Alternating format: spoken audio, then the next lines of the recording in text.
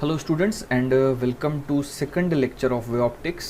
आज के इस लेक्चर में हम लोग वेव फ्रंट का आइडिया समझेंगे और उसके बाद नेक्स्ट लेक्चर से यंग्स डबल स्लिट एक्सपेरिमेंट पढ़ना शुरू करेंगे। वेव फ्रंट के आइडिया को समझने के लिए मैं यहाँ पर एक एग्जांपल लेता हूँ कि लेटर से हमारे पास एक पॉइंट सोर्स ऑफ लाइट है इस तरह का।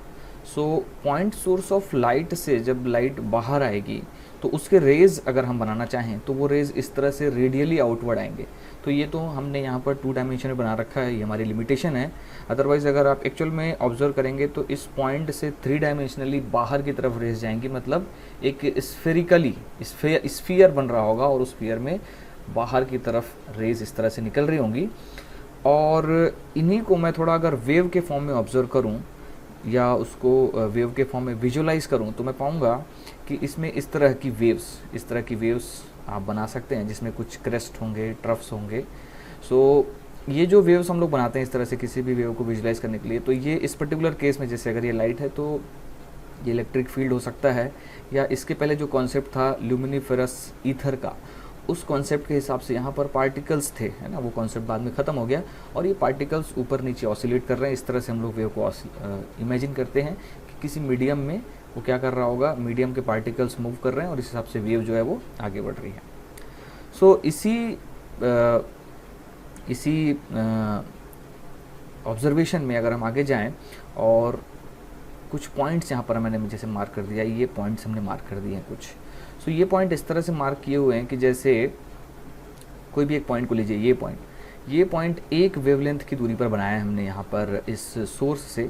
उसी तरह से दूसरा पॉइंट भी उतनी ही दूरी पर है, तीसरा भी, चौथा भी।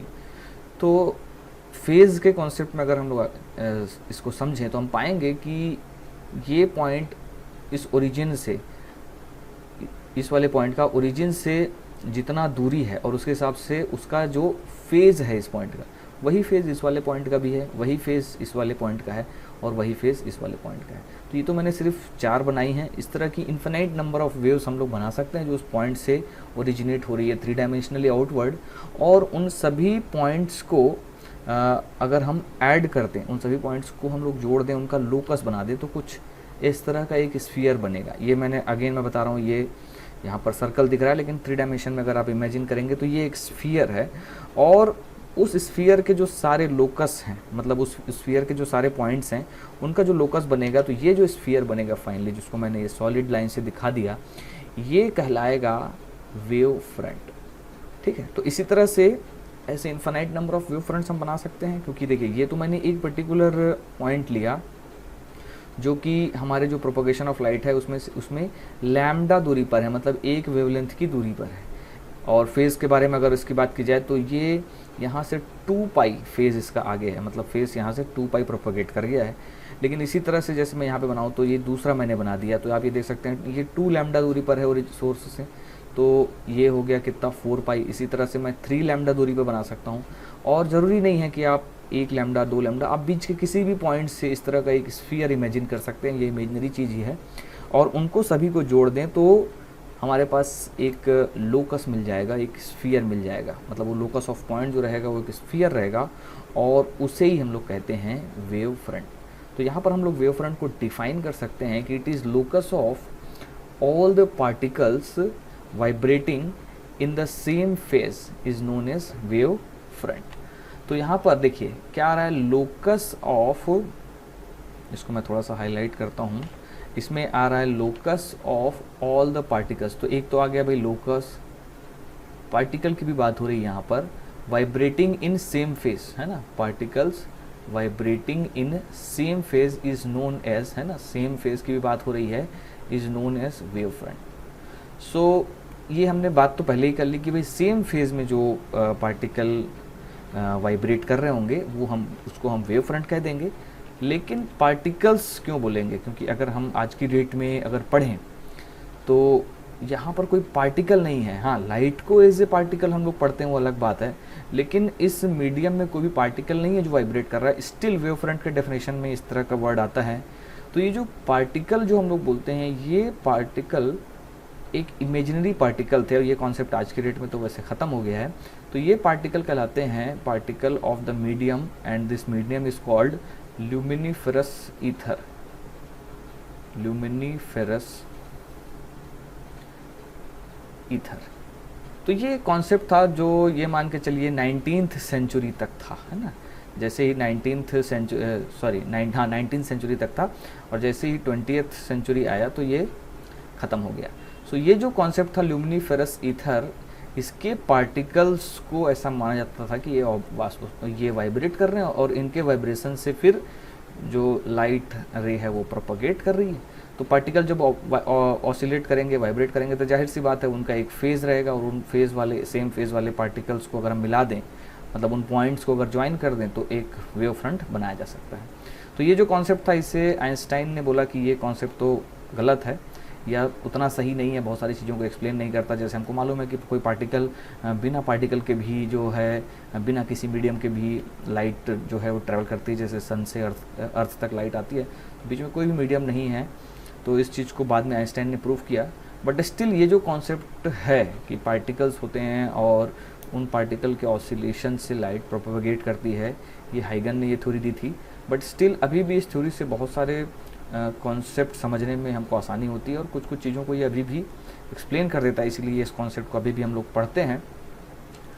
तो बेसिकली अभी तक हमने ये पढ़ा इस लेक्चर में कि ये जो locus of all the particles which are vibrating at same phase, उसे हम लोग क्या कह देंगे, उसे कह देंगे वेव फ्रंट। ठीक है, आगे चलते हैं और इसके बारे में कुछ इम्पॉर्टेंट पॉइंट्स हम लोग लिखते हैं। तो सबसे पहला पॉइंट है कि the phase difference between various particles on the wave front is zero. तो ये तो इसी डेफिनेशन को फिर से कहने वाली बात हो गई कि एक वेव फ्रंट अगर आप ले लीजिए कोई भी, तो वेव फ्रंट को तो हमने डिफाइन ही ऐसा किया है कि वो सारे वो पॉइंट्स हैं जिनका फेज सेम है। तो अगेन अगर हम वहाँ पे कोई भी दो पॉइंट ढूंढेंगे तो उनके बीच में तो कोई फेज डिफरेंस नहीं होगा। तो ये यही पॉइंट हमने यहाँ पे लिख रखा है, phase difference between various particles of the wave front is zero. तो अभी के लिए इस केस में आप लोग चाहे पार्टिकल्स बोल सकते हैं या पॉइंट्स बोल सकते हैं। और बेसिकली जो वेव फ्रंट है वो एक इमेजिनरी चीज़ है, ये हमको ध्यान रखना है। दूसरी जो ज़्यादा इंपॉर्टेंट बात है वो ये है कि line drawn at right angles to the wave front is defined as ray of light. ये काफ़ी इंपॉर्टेंट चीज़ है, इसे मैं थोड़ा डिस्कस करता हूँ। जैसे यहाँ पर हमने बना रखा है, देखिए इस तरह से हमने बना रखा है कि ये पॉइंट सोर्स है, तो लाइट इस तरह से बाहर आएगी, इस तरह से। ये हमने और भी लाइनों में बना रखा है, इस तरह से जो है लाइट इसकी बाहर आएगी। और लाइट का जो प्रोपोगेशन है, तो ये तो हमारा डायरेक्शन ऑफ प्रोपोगेशन है, जो मैं यहाँ पे ब्लू लाइन से बता रहा हूँ, ये डायरेक्शन ऑफ प्रोपोगेशन है। तो वेव फ्रंट क्या रहेगा, हमेशा perpendicular to propagation of light रहेगा। ये एक कॉन्सेप्ट हमको समझना है, क्योंकि बेसिकली बार बार हम रे ऑफ लाइट को ज़्यादा अच्छे से विजुलाइज कर पाते हैं। तो वेव फ्रंट जो रहेगा वो हमेशा क्या रहेगा, हमेशा perpendicular to direction of propagation of light रहेगा। तो ये जो डायरेक्शन ऑफ प्रोपोगेशन है, इसे ही हम लोग क्या कहते हैं, ये रेज कहलाती हैं, this are called rays of light. ठीक है, और ये जो एंगल रहेगा, मतलब इस रे ऑफ लाइट और वेव फ्रंट के बीच में, ये हमेशा किसका रहेगा, 90 डिग्री का रहेगा। ये आइडिया हमको एस्टिमेट करना है, ये ज़्यादा इंपॉर्टेंट आइडिया है और इससे क्वेश्चन बनते हैं। ठीक है, सो हमेशा हमें ये ध्यान रखना है कि लाइन ड्रॉन, इसको भी मैं थोड़ा सा एक बार और हाईलाइट कर देता हूँ आपके लिए। लाइन ड्रॉन किसके, right angle to the wave front, है ना, is defined as ray of light. और इसके बाद आगे चलते हैं, तो it represents the direction of propagation of light. तो ये जो लाइनें हमने यहाँ पर बनाई थी, इसको मैंने यहाँ पे ओरिजिनल डायग्राम में भी बना रखा है। ये जो लाइनें थी, ये जो लाइनें हैं, these are rays of light, और ये direction of propagation of light बताती हैं। तो ये बहुत ही इंपॉर्टेंट पॉइंट है। तीसरा इंपॉर्टेंट पॉइंट इसी में ये है कि ये जो वेव फ्रंट्स हैं ये ट्रैवल करते हैं। आप खुद देख सकते हैं, जैसे ये वेव फ्रंट आपने यहाँ बनाया, अब इसी पॉइंट को लेकर आप अगर आगे बढ़ेंगे समय के साथ, ये क्या करेगा, इस पॉइंट का जो फेज़ है वो प्रोपगेट कर जाएगा आगे। तो उस हिसाब से ये वेव फ्रंट भी आगे प्रोपगेट कर जाएगा, और ये सारे wave front speed of light से ट्रैवल करते हैं। These wave fronts travel with speed of light in all directions। ये हमको ध्यान रखना है। कौन कौन सी चीज़ें हमने यहाँ पर वेव फ्रंट के बारे में सीखी, तो वेव फ्रंट के बारे में हमने बेसिकली इस स्लाइड में 3 चीज़ें सीखी हैं। सबसे पहला तो हो गया डेफिनेशन के जो locus of all the particles vibrating in same phase is known as wave front, ये पहली बात हो गई। दूसरी चीज़ ये अगेन हमने ये उसी चीज़ को फिर से लिख दिया यहाँ पर दूसरे मतलब शब्दों को आगे पीछे करके। दूसरी इंपॉर्टेंट चीज़ हमने ये सीखी कि line drawn at right angle to wave front is defined as ray of light, और रे ऑफ लाइट ही क्या करता है, direction of propagation of light बताता है। और तीसरी इंपॉर्टेंट चीज़, ये जो वेव फ्रंट हैं वो स्पीड ऑफ लाइट से ट्रैवल करते हैं, ये हमको समझना है।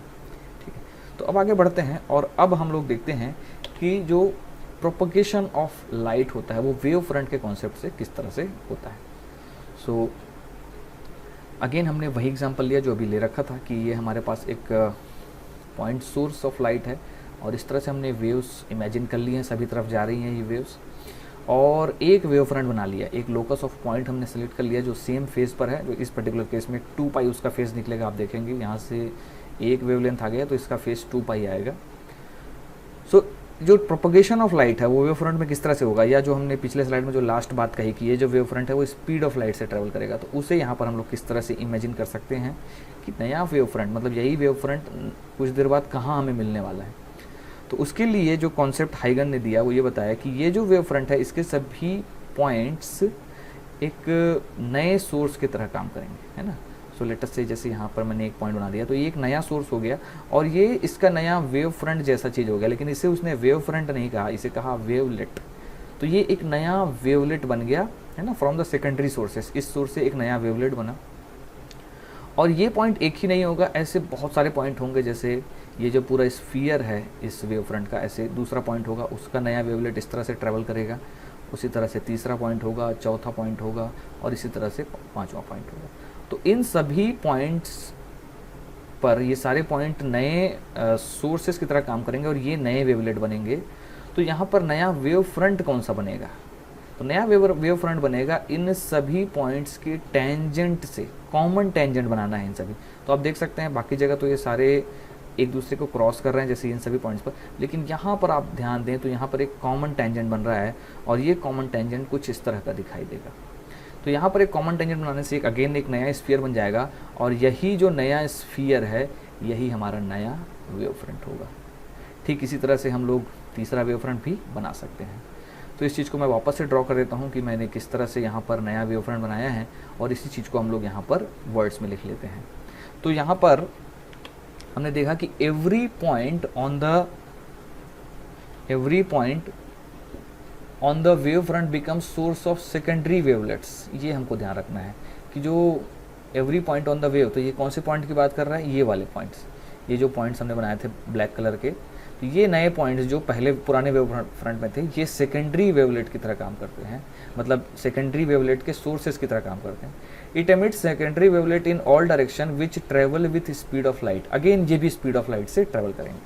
और दूसरी इंपॉर्टेंट बात जो इसमें निकल के आई कि इसी में the tangent plane to this secondary wavelets, इन सेकेंडरी वेवलेट को मिलाकर हमने ये नया टेंजेंट मतलब उनके कॉमन टेंजेंट से जो एक प्लेन बनाया, तो इस केस में तो एक स्फीयर बना। वो हमको क्या बताया, वो उसने रिप्रेजेंट किया new position of the wave front. तो उनको मिलाकर हमने यहाँ पर नया पोजीशन बना लिया किसका, वेव फ्रंट का। और ठीक इसी तरह से हम लोग आगे जाएंगे तो तीसरा वेव फ्रंट बन जाएगा। तो ये तो तब हुआ जब हमारे पास एक पॉइंट सोर्स ऑफ लाइट था, जिसमें जो वेव फ्रंट्स कैसे बन रहे हैं, इसमें वेव फ्रंट्स स्फेरिकल बन रहे हैं। तो इसी में अगर आप थोड़ा सा ध्यान दें तो आप पाएंगे कि अगर हमारे पास जो सोर्स ऑफ लाइट है वो उसमें जो रेज़ हैं वो बिल्कुल पैरेलल आ रही हैं। जैसे आप देखेंगे इसमें जो रेज़ ऑफ लाइट कैसे निकल रही थी, रेडियली आउटवर्ड इस तरह से इमेज निकल रही है, उनके बीच में कुछ एंगल होगा। लेकिन मान लीजिए आपके पास रेज़ ऑफ लाइट हैं जो पैरेलल आ रही हैं, जैसे सन से अगर हम लोग देखें तो सन बहुत ही दूरी पर है और उसकी वजह से जो लाइट रेज ऑलमोस्ट हमको पैरेलल मिलती हैं, उनके बीच में एंगल ज़्यादा नहीं मिलता हमें। तो वैसे केसेस में वेव फ्रंट को हम कैसा बना सकते हैं, जैसे यहाँ स्फेरिकल बनाया था वहाँ पर प्लेन वेव फ्रंट हम लोग बना सकते हैं। और प्लेन वेव फ्रंट के लिए हमने यहाँ पर एग्जांपल लिया है। मान लीजिए इस तरह का कोई प्लेन वेव फ्रंट है तो उसमें भी आप क्या करेंगे, इस तरह का वेव फ्रंट में सेकेंडरी सोर्सेज बनाएंगे जो यहाँ पे A1, B1, C1, D1 से लिखा हुआ है। तो ये एक पुराना वेव फ्रंट था लेट अस से F1, और वहाँ पर ये जो सेकेंडरी वेवलेट्स हमने बनाए हुए हैं इस तरह के, और सेकेंडरी वेवलेट से अगेन क्या बन जाएगा, उनके कॉमन टेंजेंट से नया वेव फ्रंट बन जाएगा।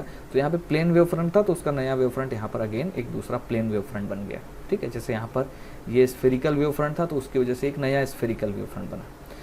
ठीक है, तो यहाँ पर हमने ये चीज़ ध्यान दिया कि अगर आपके पास जो लाइट आ रही है वो कैसी है, लाइट जो आ रही हैं वो अब पैरेलल हैं, ये हमको थोड़ा ध्यान रखना है। इसके बारे में भी जस्ट मैं आगे अगली स्लाइड में डिस्कस करता हूँ, different types of wave fronts कैसे होते हैं।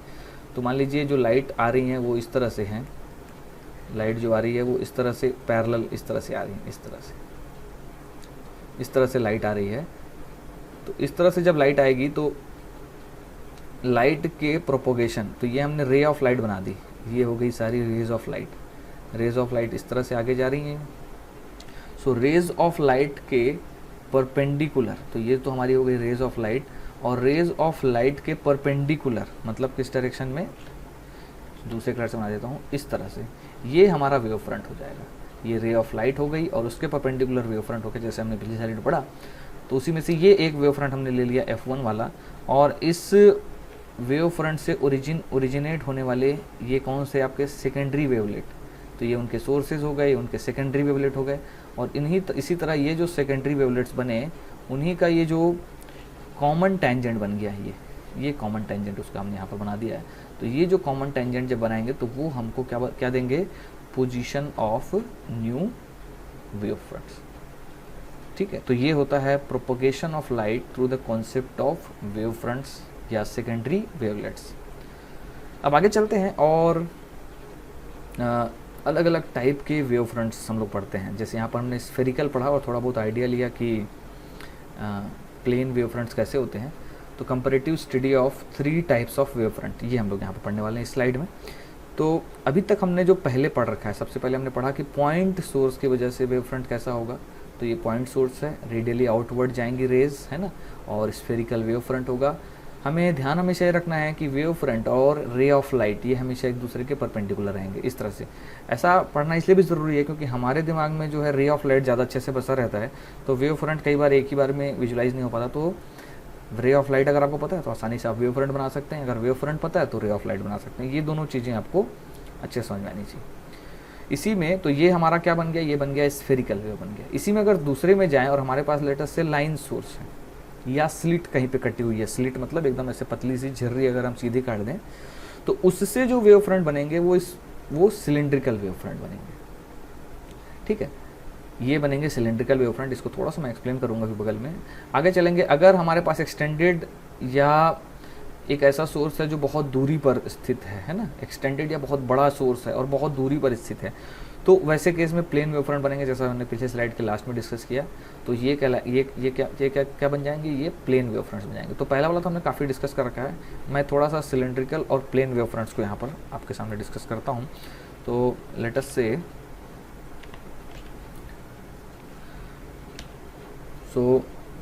से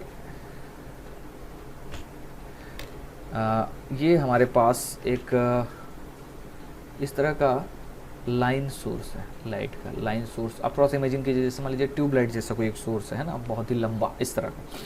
तो इसमें जब रेज ऑफ लाइट बाहर निकलेंगी तो ये रेज किस तरह से बाहर निकलेंगी, इस तरह से बाहर निकलेंगी, ये इस तरह से इस तरह से इस तरह से ये रेज इस तरह से बाहर निकलेंगी।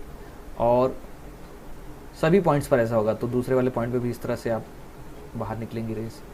तो नया वेव फ्रंट बनाने के लिए आप क्या कीजिए, कोई भी एक वेव फ्रंट बनाने के लिए सिंपली जो जहाँ से ओरिजिन हो रहा है वहाँ से इक्वल डिस्टेंस पर आप लोकस ऑफ पॉइंट अज्यूम कीजिए।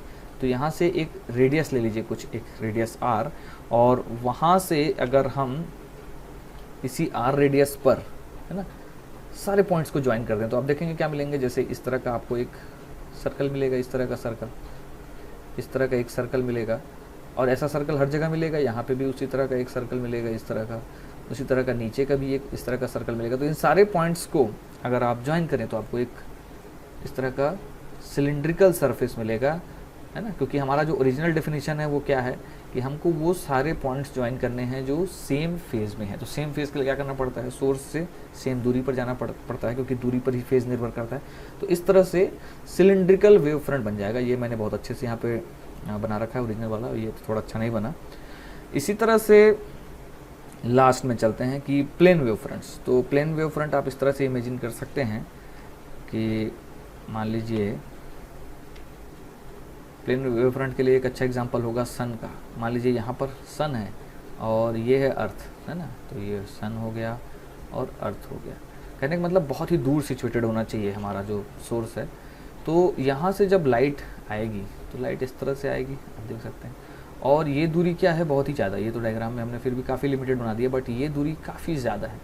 काफ़ी ज़्यादा होने से क्या होगा, काफ़ी ज़्यादा होने से इनके बीच जो एंगल है, ये जो लाइट दिख रही है इसके बीच में एंगल बहुत ही कम हो जाएगा, क्योंकि यहाँ पे आप छोटी सी जगह पे आप देखेंगे, देखिए ये तो बहुत ही अर्थ का बहुत बड़ा डिस्टेंस हो गया, बट आप बिल्कुल पास में देखेंगे तो आप पाएंगे कि वहाँ पर रेज आपको ऑलमोस्ट कैसी दिखाई देगी, ऑलमोस्ट पैरेलल आपको रेज दिखाई देगी इस तरह की। सो जब पैरेलल रेज हैं तो ये रेज इस तरह की ऑलमोस्ट पैरेलल आ रही सन से, मतलब बहुत दूर होने की वजह से। और इन रेस के परपेंडिकुलर हम क्या बनाते हैं, इन रेस के परपेंडिकुलर हम बनाते हैं क्या, वेव फ्रंट्स। तो ये वेव फ्रंट्स कैसे बन जाएंगे, बिल्कुल प्लेन बन जाएंगे। तो प्लेन वेव फ्रंट्स कब होगा, जब एक्सटेंडेड सोर्स होगा, है ना, बड़ा सोर्स होगा और बहुत ही दूरी पर स्थित होगा, है ना। तो ऐसे केसेस में हमारे पास क्या बन जाएंगे, प्लेन वेव फ्रंट्स। तो ये 3 टाइप के वेव फ्रंट्स आई थिंक आपको क्लियर हो गए होंगे। अब आगे बढ़ते हैं और अब थोड़ा इंपॉर्टेंट क्वांटिटेटिव टर्म्स में बात करते हैं। क्वांटिटेटिव बोले तो एम्पलीट्यूड और इंटेंसिटी का क्या होने वाला है, ये बहुत इंपॉर्टेंट है, बच्चे इसमें थोड़े कंफ्यूज होते हैं। तो सबसे पहले मैं बात करता हूँ स्फेरिकल वेव फ्रंट। तो स्फेरिकल वेव फ्रंट में जो एम्पलीट्यूड होगा वो इन्वर्सली प्रोपोर्शनल टू डी या आर होगा। मतलब रेडियस में आप जैसे जैसे आगे बढ़ेंगे तो जितना रेडियस में आगे बढ़ेंगे उतना ही आपका एम्पलीट्यूड कम होगा, या एम्पलीट्यूड और रेडियस का जो प्रोडक्ट है वो कांस्टेंट होगा, ऐसा बोल सकते हैं। इसी को अगर स्क्वायर कर दें तो इंटेंसिटी का रिलेशन मिल जाएगा। तो intensity will be simply inversely proportional to r square हो जाएगा। ये होगा किस केस में, स्फेरिकल या पॉइंट सोर्स वाले केस में। अगर लाइन सोर्स है तो वहाँ पर एम्पलीट्यूड जो है वो inversely proportional to square root of d या स्क्वायर रूट ऑफ आर से वो वेरी करेगा। मतलब स्फेरिकल पॉइंट सोर्स के कंपैरिजन में यहाँ पर जो एम्पलीट्यूड है वो उतना ज़्यादा नहीं घटेगा। उसी तरह से अगर इसको स्क्वायर कर दें तो इंटेंसिटी का रिलेशन मिल जाएगा कि intensity will be inversely proportional to क्या हो जाएगा, आर या रेडियस या डिस्टेंस। और तीसरे में अगर बात करें तो प्लेन सोर्स में क्या होगा कि एम्पलीट्यूड भी कांस्टेंट होगा और इंटेंसिटी भी कांस्टेंट रहेगा। तो इसको मैं डिराइव तो नहीं करूँगा, मैं जस्ट इलस्ट्रेट करूँगा एक छोटा सा एक एग्जाम्पल लेकर। सो जैसे पहले केस में अगर हम लोग देखें तो इसको मैं इलस्ट्रेट करता हूँ। पहले केस में मान लीजिए ये 1 मीटर, ये वाला रेडियस जो है वो 1 मीटर है। सो 1 मीटर पर, है ना, 1 मीटर पर मान लीजिए यहाँ पर इंटेंसिटी है 10 वाट, ऐसा आपको दिया। तो 1 मीटर रेडियस का एक वेव फ्रंट हो गया। तो आपसे जैसे पूछा जाए कि भाई बताइए यहाँ पर 2 मीटर रेडियस पर, है ना, मान लीजिए 2 मीटर रेडियस पर इंटेंसिटी कितनी होगी, ये अगर हमसे पूछा जाए तो ये हम लोग यहाँ से निकाल सकते हैं। सो देखिए जो इंटेंसिटी का जो रेशियो है I1/I2 वो किस तरह से आएगा। सो देखिए मान लीजिए यहाँ पर इसको मैं I2 बोल देता हूँ। तो I1/I2 हम लोग लिख पाएंगे I1/I2 that will be equal to क्या हो जाएगा, R2 square by R1 square. ये हमको ध्यान रखना है कि उल्टा है प्रोपोर्शनलिटी। सो यहाँ से देखिए R2 कितना था आपका, 2 मीटर था, तो 2 का स्क्वायर कर दीजिए। R1 कितना था 1, तो 1 का स्क्वायर कर दीजिए, तो ये हो जाएगा 4/1। सो I2 हम लोग यहाँ से क्या लिख पाएंगे, I1/4। इस तरह से इसको सॉल्व कर पाएंगे। I1 कितना दिया था आपको 10 वाट एंड दैट डिवाइडेड बाई 4, तो ये हो जाएगा 2.5 वाट। तो आप देख सकते हैं, देखिए रेडियस मतलब डिस्टेंस जस्ट डबल होने से इंटेंसिटी 1/4 हो जा रहा है। ये इंपॉर्टेंट पॉइंट आपको ध्यान रखना है। ठीक इसी तरह से अगर यहाँ पर आपसे पूछा जाए कि भाई एम्पलीट्यूड का क्या होने वाला है, तो मान लीजिए यहाँ पर कुछ एम्पलीट्यूड रहा होगा। अब एम्पलीट्यूड डायरेक्टली तो हम लोग नहीं लिख पाएंगे, लेकिन कुछ मान लेते हैं कि मान लीजिए यहाँ पर एम्पलीट्यूड है A। मान लीजिए इस वाली जगह पर एम्पलीट्यूड है A, जहाँ पर ये 1 मीटर वाले पे, तो यहाँ पर 2 मीटर पे आप एम्पलीट्यूड क्या लिख पाएंगे। अब जैसे इंटेंसिटी अगर I था तो वो तो I/4 हुआ, लेकिन एम्पलीट्यूड A से इस वाली जगह पर A/4 नहीं होगा, वो सिंपली क्या होगा A/2। रेडियस डबल हुआ है तो इंटेंसिटी हाफ होगी in case of spherical wave fronts. तो ये चीज़ आई थिंक आपको क्लियर हो रही होगी। ये बहुत ही इंपॉर्टेंट रिलेशन है, ये आपको ध्यान रखना है। इस पे बेस्ड क्वेश्चन, डायरेक्ट क्वेश्चन नहीं आएगा, लेकिन आपके क्वेश्चन में इस तरह की बातें घुसा दी जाएंगी और आपको इंटेंसिटी और एम्पलीट्यूड का बेसिक आइडिया आपसे वो चेक कर लेगा। दूसरे में चलते हैं। अगर यही सेम केस, सेम इसी तरह का क्वेश्चन अगर स्फेरिकल में पूछा जाए, तो मान लीजिए ये 1 मीटर है, 1 मीटर में अगेन, तो इसी को मैं थोड़ा सा एक्सटेंड कर देता हूँ। लेटर से 1 मीटर में आपको इंटेंसिटी दी हुई है 10 वाट और आपसे पूछा है कि 2 मीटर वाला अगर आप वेव फ्रंट बनाए, यहाँ पर दूसरा वेव फ्रंट मान लीजिए इस तरह का बनाए, तो ये हमने बना लिया 2 मीटर वाला वेव फ्रंट, इस तरह का बनेगा एक नया वेव फ्रंट। तो यहाँ पर इंटेंसिटी कितनी होगी? अच्छा सॉरी, यहाँ पे इंटेंसिटी का यूनिट मैंने गलत लिख दिया, एक्चुअल में ये होगा 10 वाट पर मीटर स्क्वायर। ये भी क्या होगा? 10 वाट पर मीटर स्क्वायर होगा, ये आप ध्यान रखेंगे।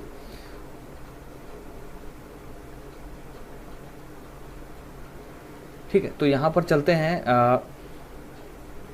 सेकंड वाले केस में। तो यहाँ पर पहले मतलब 1 मीटर वाले पे अगर 10 वाट पर मीटर स्क्वायर इंटेंसिटी है, तो 2 मीटर वाले रेडियस पे क्या इंटेंसिटी होने वाली, ये हमसे पूछा गया है। सो यहाँ पर इंटेंसिटी क्या है? Just inversely proportional to radius है।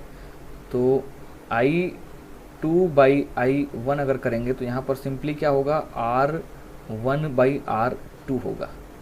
तो R1 आपको कितना दिया हुआ है? ये दिया हुआ था 1, ये दिया हुआ था 2। सो I2 सिंपली क्या हो जाएगा? I1/2 हो जाएगा। I1 दिया था 10, दैट डिवाइडेड बाई 2, तो सिंपली 5 मिलेगा। तो देखिए यहाँ पे पहले वाले केस में 1/4 हो गया था, यहाँ पे जस्ट क्या हो गया? उसका हाफ हुआ है। और ठीक इसी तरह से अगर यहाँ पे एम्पलीट्यूड A था इस वाले वेव फ्रंट में 1 मीटर वाले में, तो 2 मीटर वाले में आप देख सकते हैं यहाँ पर क्या होगा? यहाँ पर जस्ट होगा A/√2 हो जाएगा। लास्ट में अगर चलें तो यहाँ पर इंटेंसिटी जो है वो कांस्टेंट रहने वाली है। जब एम्पलीट्यूड कांस्टेंट रहेगा और इंटेंसिटी भी क्या रहेगी? कांस्टेंट। तो इसको भी आप इस तरह से समझ सकते हैं कि जब यहाँ से लाइट आगे बढ़ रही है तो लाइट में फैलाव नहीं है। लाइट जितना ज़्यादा फैलेगी, जितना ज़्यादा उसमें है ना डाइवर्ज करेगी, जितना ज़्यादा वो, उतना ज़्यादा इंटेंसिटी आगे बढ़ के कम होगा। तो सबसे ज़्यादा फैलाव पहले वाले केस में पॉइंट सोर्स में सबसे ज़्यादा फैलाव है, मतलब हर डायरेक्शन में लाइट एकदम से फैल रही है। सिलेंड्रिकल वाले केस में फैलाव थोड़ा कम है, इस वजह से इंटेंसिटी कम गिर रही है। और लास्ट में प्लेन जो वेव फ्रंट है उसमें जो फैलाव है वो बिल्कुल भी नहीं है, बिल्कुल सीधी सीधी लाइटें जा रही हैं। जैसे आप ऐसा इमेजिन कर सकते हैं जैसे लेज़र वाली लाइट होती है, उसमें रेस बिल्कुल पैरेलल जाती हैं, फैलती नहीं है। तो फैलने के जब वो फैलेंगी नहीं तो इंटेंसिटी का लॉस नहीं होगा। इसलिए आप देखेंगे लेज़र से जब लाइट निकलती है तो काफ़ी दूर तक जाने के बाद भी वो लाइट अपना इंटेंसिटी मेंटेन करती है। थोड़ा बहुत फैलाव उसमें भी रहता है, बट ये मान के चलेंगे कि फैलाव जितना कम होगा उतना इंटेंसिटी में लॉस आपका क्या रहेगा? कम रहेगा। तो आई होप ये कॉन्सेप्ट आपको क्लियर हो गया होगा। अब इसी से रिलेटेड 1-2 क्वेश्चन मैं यहाँ पर करने वाला हूँ, ठीक है। तो 1-2 इलस्ट्रेशन हम लोग लेते हैं कि ये इलस्ट्रेशन हमने यहाँ पर ले रखा है कि draw the shapes of wave front for all the regions. तो ये 2 एग्जाम्पल हमने यहाँ पर लिए हैं और इनके करस्पॉन्डिंग हमको वेव फ्रंट्स बनाने हैं।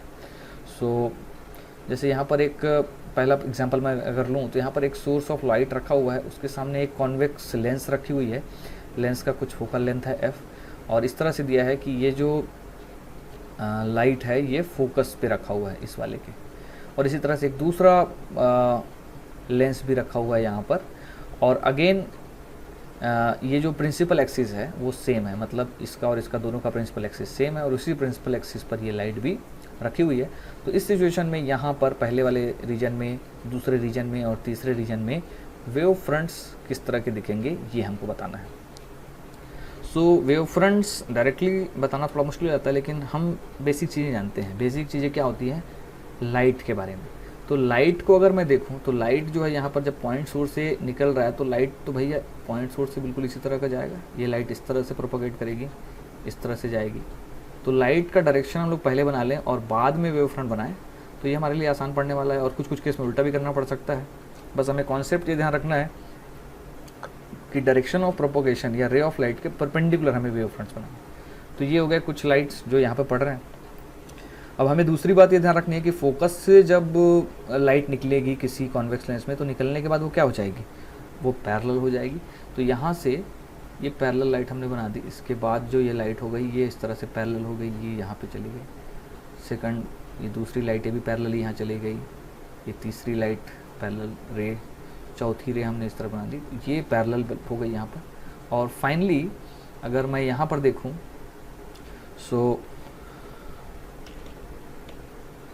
यहाँ से लेटर से अगेन ये पैरेलल रे ऑफ लाइट यहाँ पर पड़ रही है इस वाले कॉन्वेक्स लेंस में, और यहाँ से लेटर से ये इसका फोकस है। तो अगेन ये लाइट क्या करेगी, यहाँ से कन्वर्ज करेगी और फोकस से होकर पास करेगी। तो ये लाइट अगेन आप देखेंगे इस तरह से जाएगी और इस तरह से फोकस से होकर ये पास करते जाएगी।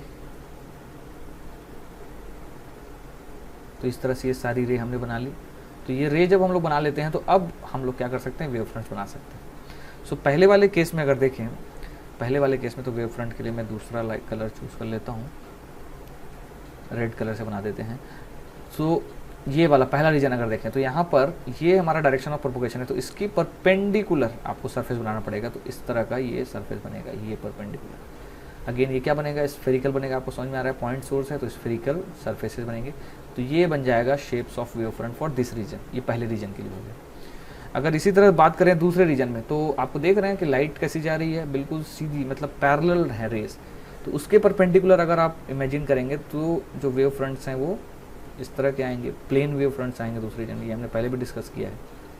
उसके परपेंडिकुलर हमने ये रेस वेव फ्रंट्स बना दिए इस तरह से। और अगेन लास्ट में अगर हम लोग चलें, लास्ट वाले रीजन में, तो अगेन ये जो रेस जा रही हैं इसके परपेंडिकुलर आप बनाएंगे, तो इसके इसके परपेंडिकुलर सरफेस बनाएंगे तो वो सरफेस इस तरह का बनेगा। इस तरह का सरफेस आप फिर से बना पाएंगे फॉर थर्ड पार्ट। तो आई थिंक ये क्लियर हो गया होगा कि किस तरह से आपको direction of propagation of light देखना है, रेस बनानी है और उसके परपेंडिकुलर वेव फ्रंट बनाने हैं। उल्टा भी आपको करने कहा जा सकता है कि ये वेव फ्रंट्स बनी हुई हैं तो इससे रेज आप बनाएंगे। इसी तरह से अगर मैं दूसरे एग्जांपल में लूँ तो यहाँ पे हमको कॉन्सेप्ट ये ध्यान रखना है कि ये एक बहुत ही स्मॉल एंगल वाला प्रिज्म है और इस पर ये पैरेलल रे ऑफ लाइट पड़ रही है। तो पैरेलल रे ऑफ लाइट पड़ेंगी तो वेव फ्रंट आपको मालूम है कैसे होंगी, प्लेन। और प्रिज्म क्या करता है, इन लाइट्स को बेंड कर देता है ना, ये हमको ध्यान रखना है। ये पूरी लाइट, जो ये पूरा लाइट है प्लेन, जो वेव फ्रंट्स या ये पैरेलल लाइट्स जो पड़ रही हैं वो आपस में पैरेलल ही रहेंगी और सारी की सारी क्या हो जाएंगी, बेंड हो जाएंगी। ये कॉन्सेप्ट होता है जब प्रिज्म से लाइट पास होती है, ठीक है। तो जब ये लाइट बेंड हो जाएंगी तो पहले मैं पहले वाले हिस्से का बना देता हूँ। जो पहले वाला हिस्सा है यहाँ तो लाइट इस तरह से जाएगी। सो भाई ये लाइट हो गई, ये लाइट इस तरह से इस पर चली गई, ये लाइट यहाँ पर इस तरह से चली जाएगी। और फिर जब यहाँ से ये रिफ्रैक्ट होंगी, है ना, ये रिफ्रैक्ट होंगी, तो फाइनली लाइट जब यहाँ से बाहर निकलेगी तो ये लाइट इस तरह से बेंड होकर बाहर निकलेगी। ये हमको बोला जाता है। तो पहले जो जानते हैं वो बना लें। हम क्या जानते हैं, हम रेस के बारे में थोड़ा जानते हैं तो वो हम बना लेंगे और फिर कॉन्सेप्ट यूज़ करेंगे कि रेस के परपेंडिकुलर क्या बन जाएगा, वेव फ्रंट। तो इस वाले केस में जो पहला वाला रीजन था वहाँ तो वेव फ्रंट आप बहुत आसानी से बना सकते हैं। तो ये हो गया रिफ्रैक्टेड, ये रिफ्रैक्ट होकर फिर निकलने वाला लाइट हो गया। तो यहाँ पर पहले रीजन में अगर मैं बनाऊँ तो अगेन बहुत ही सिंपल है, आप इस रे के परपेंडिकुलर इस तरह से वेव फ्रंट्स बना दीजिए। तो ये हो गए वेव फ्रंट्स जो इंसिडेंट कर रहे हैं, और जब ये वेव फ्रंट यहाँ से निकलेंगे तो इसके परपेंडिकुलर, इन रेस के परपेंडिकुलर इस तरह से आप वेव फ्रंट्स बना देंगे, इस तरह से। तो ये वेव फ्रंट इस तरह से बन जाएंगे जब वो निकलेंगे। सो आई होप आपको कॉन्सेप्ट समझ में आया होगा कि वेव फ्रंट किस तरह से हम लोग उसको डिफ़ाइन करते हैं, किस तरह से नया वेव फ्रंट बनाते हैं। और अगर हमको रेस पता है तो उसमें हम लोग वेव फ्रंट किस तरह से बना सकते हैं, या अगर वेव फ्रंट पता है तो रे ऑफ लाइट हम लोग किस तरह से ड्रॉ कर सकते हैं। सो अगले लेक्चर हम लोग पढ़ना शुरू करेंगे यंग्स डबल स्लिट एक्सपेरिमेंट।